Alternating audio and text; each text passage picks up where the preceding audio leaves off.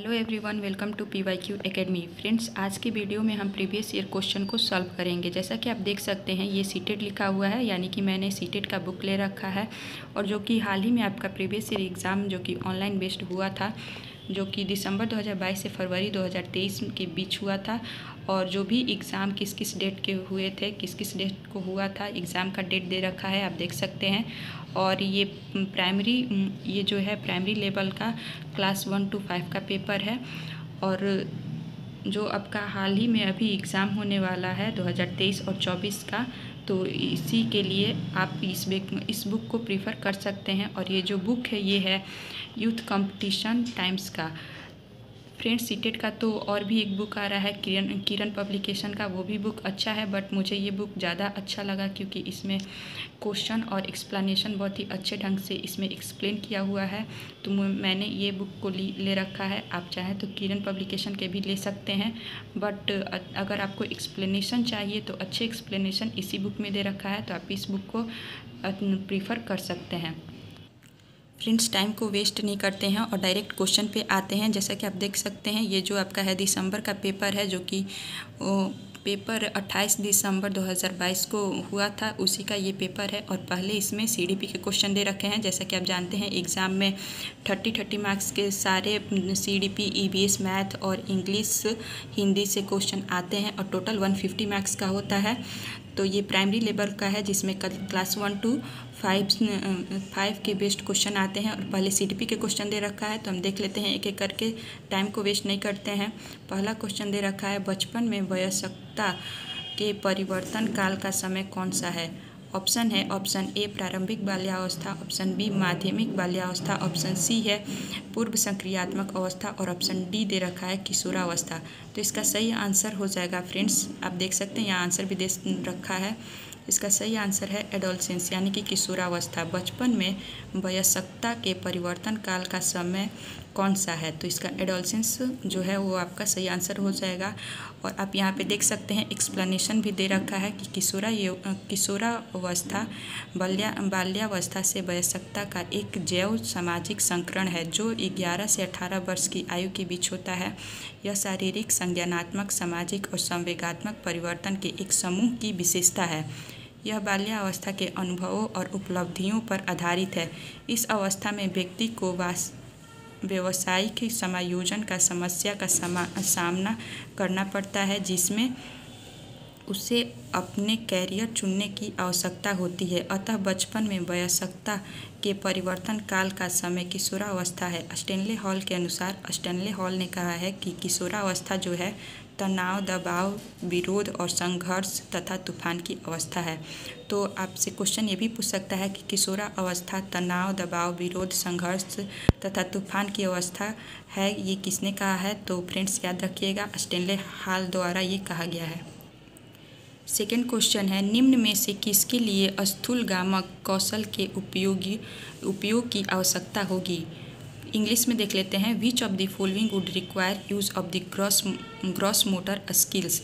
Option A में दे रखा है ब्रश से पेपर पर पेंटिंग करना, ऑप्शन बी में है पेपर के टुकड़े काटना और चिपकाना, ऑप्शन सी है सुई में धागे डालना, ऑप्शन डी है चलना और दौड़ना। इसका सही आंसर हो जाएगा ऑप्शन डी, चलना और दौड़ना, जो है कि स्थूलगामक कौशल में इसका यूज़ होता है, वॉकिंग एंड रनिंग का।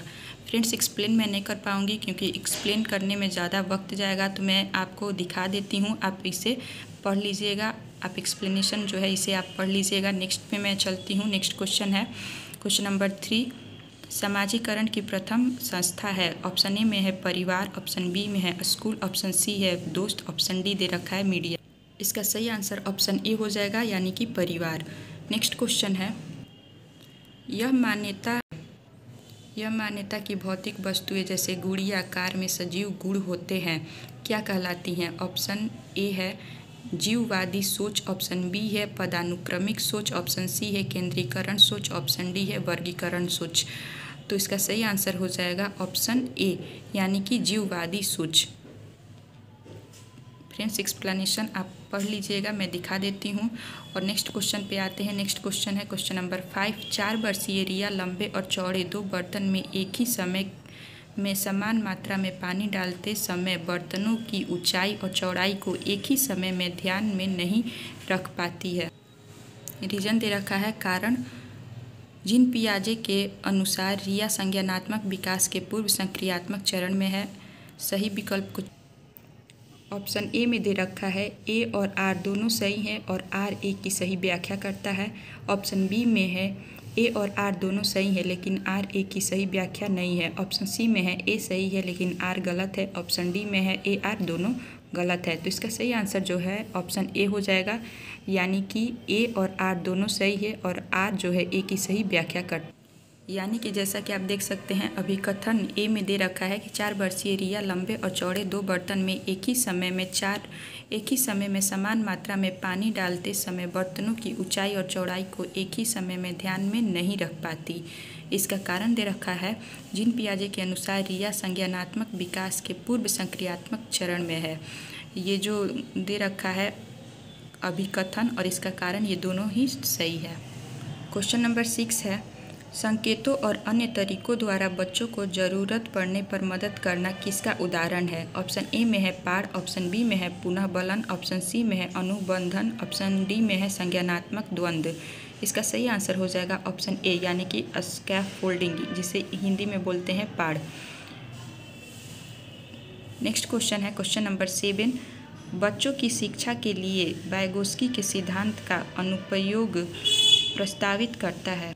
ऑप्शन ए में है सहयोगात्मक अधिगम, ऑप्शन बी में है क्रिया प्रसूत अधिगम, ऑप्शन सी में है रटंत अधिगम, ऑप्शन डी में है निष्क्रिय अधिगम।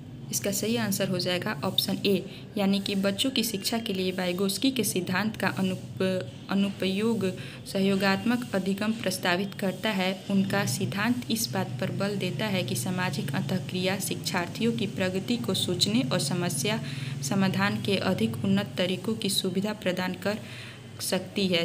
छात्रों का आकलन करने के लिए सहयोगात्मक परियोजनाएं सर्वोत्तम है। वाइगोत्स्की की सहयोगात्मक अधिगम छात्रों की सीखने के लिए एक दूसरे की सहायता पर केंद्रित है।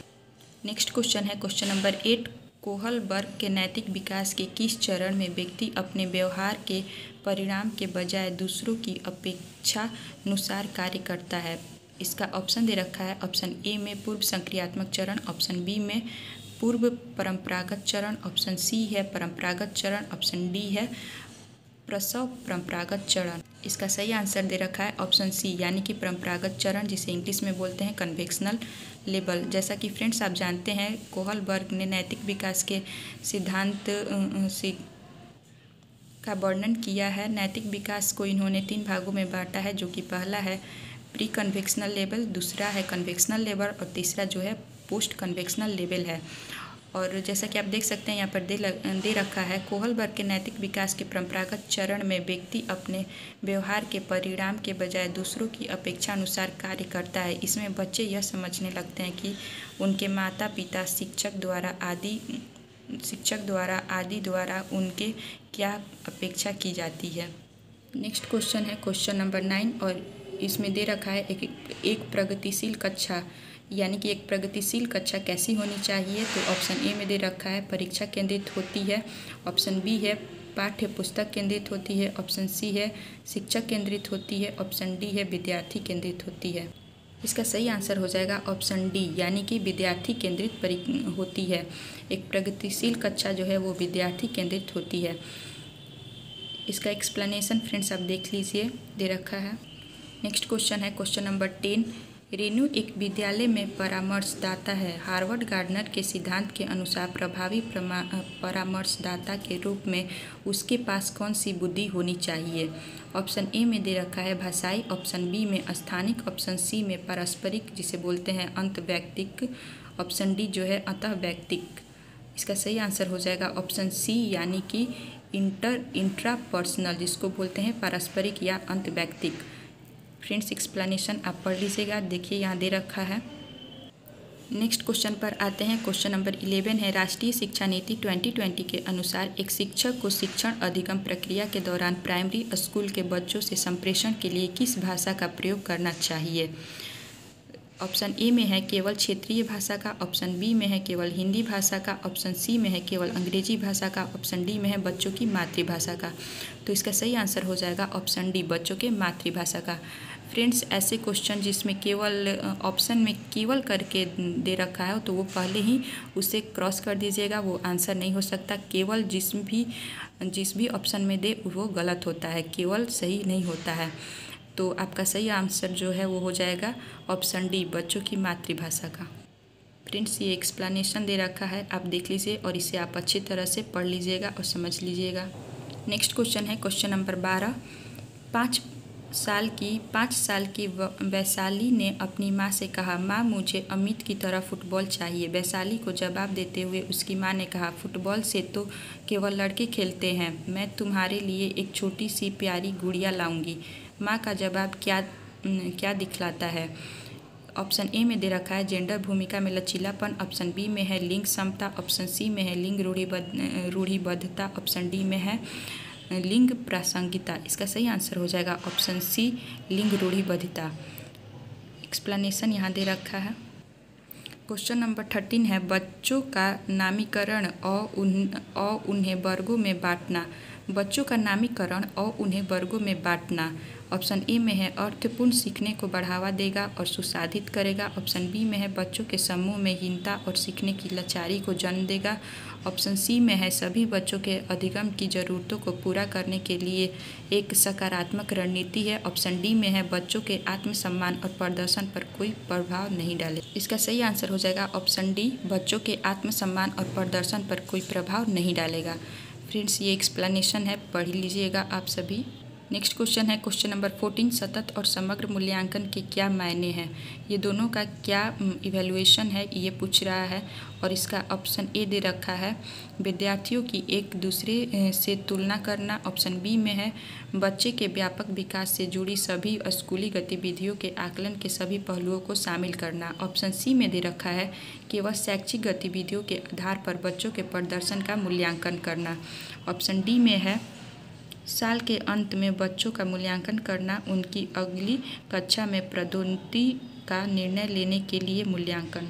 इसका सही आंसर ऑप्शन बी हो जाएगा। सतत एवं समग्र मूल्यांकन में बच्चे के व्यापक विकास से जुड़ी सभी स्कूली गतिविधियों के आकलन के सभी पहलुओं को शामिल किया जाता है। सतत का शाब्दिक अर्थ लगातार एवं समग्र का फैला हुआ है। इस प्रकार सतत मूल्यांकन लगातार या निरंतर चलने वाली प्रक्रिया है। इससे बच्चों का आकलन सतत एवं नियमित रूप से किया जाता है। इस प्रणाली में छात्र के विकास के समस्त पक्ष शामिल होते हैं और छात्र का चहुमुखी विकास होता है। आज के सेशन का लास्ट क्वेश्चन है क्वेश्चन नंबर 15। प्रभावी शिक्षक कक्षा में शिक्षण अधिगम की प्रक्रिया में अक्सर जांच करने वाले प्रश्नों का प्रयोग करते हैं। इससे शिक्षक को किस प्रकार का मूल्यांकन करने में मदद मिलेगा? ऑप्शन ए में है योगात्मक मूल्यांकन, ऑप्शन बी में है रचनात्मक मूल्यांकन, ऑप्शन सी में है मानकीकृत मूल्यांकन, ऑप्शन डी में है मानक संदर्भित मूल्यांकन। तो इसका सही आंसर हो जाएगा ऑप्शन बी, यानी कि रचनात्मक मूल्यांकन, जिसे बोलते हैं फॉर्मेटिव असाइनमेंट। इसका फ्रेंड्स, आज के सेशन में हमने 15 क्वेश्चन सीट पी के किए और इसके नेक्स्ट सेशन जो मैं बहुत जल्द लाऊंगी उसमें नेक्स्ट 15 क्वेश्चन करेंगे, जो कि सीटेट से टोटली 30 क्वेश्चन आते हैं। तो फ्रेंड्स, आई होप आपको सेशन अच्छा लगा होगा और अगर आपको सेशन पसंद आया हो तो प्लीज़ चैनल को लाइक शेयर और सब्सक्राइब करें और चैनल के साथ बने रहें। Thank you.